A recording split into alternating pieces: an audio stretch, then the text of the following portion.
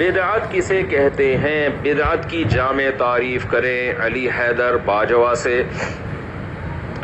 دیکھیے، بدعت کی جامع تعریف یہ ہے کہ ایسا کام جو ہمارے دین میں ثابت نہیں ہے اور اس کی نبی کے دور میں کوئی ضرورت بھی نہیں تھی، اس کام کو دین سمجھ کے کرنا۔ بعض دفعہ ایسا ہوتا ہے، لوگ کہہ رہے ہوتے ہیں کہ جی یہ مدرسے بھی تو نبی کے دور میں اس طرز پہ نہیں تھے، تو بھئی اس طرز پہ مدرسوں کی ضرورت بھی نہیں تھی۔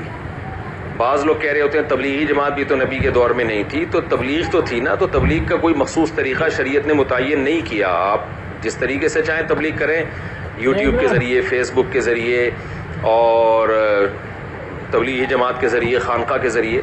تو بعض جگہ ایسی ہیں جس میں شریعت نے ہمیں طریقوں میں آزاد چھوڑا ہے، تو ان کو اگر ہم کرتے ہیں تو سنت نہیں سمجھ کے کر رہے ہوتے اس خاص طریقے کو۔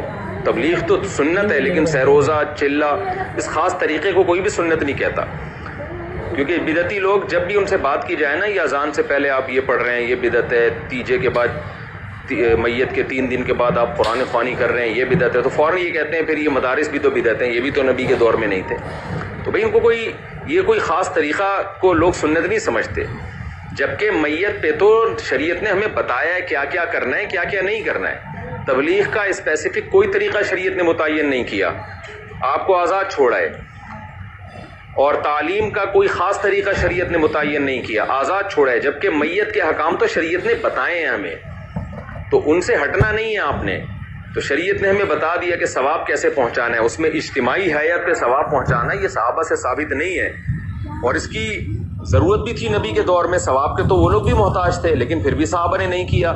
ضرورت ہونے کے باوجود ایک کام نہیں کیا جا رہا، اس کا مطلب یہ ثابت نہیں ہے، یہ بدعت عمل ہے، دین سمجھ کے آپ اس کو کر رہے ہیں۔ بعض لوگ کہتے ہیں یہ جو سائنسی ترقی ہے اور یہ جو جہاز میں بیٹھنا یہ بھی بدعت ہے، نبی کے دور میں یہ نہیں تھا۔ تو بھائی جہاز میں کوئی دین کا حکم سمجھ کے تو نہیں بیٹھتا نا، کوئی سنت سمجھ کے، یہ تو ضرورت کی وجہ سے۔ تو بدعت کا تعلق دین سے، دینی رسومات کو، یعنی ایسی چیز جس کو ہم دین سمجھ کے کریں گے اور حالانکہ وہ نبی کے دور میں نبی سے ثابت نہیں ہے، تو وہ عمل ہمارا بدعت کہلائے گا۔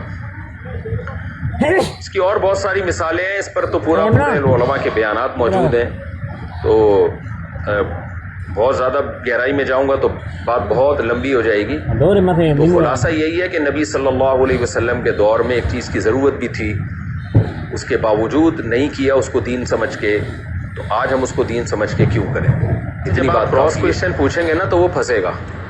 اکثر بدعتی لوگ کہتے ہیں ہم اذان سے پہلے یعنی جو لوگ یہ صلاۃ والسلام پڑھتے ہیں وہ کہتے ہیں اس سے روکا کب گیا ہے؟ تو ان سے کہیں ٹھیک ہے، جب اذان ختم ہو رہی ہے نا لا الہ الا اللہ پہ، تو محمد رسول اللہ بھی پڑھ لو، اس سے کب روکا ہے محمد رسول اللہ پڑھنے سے؟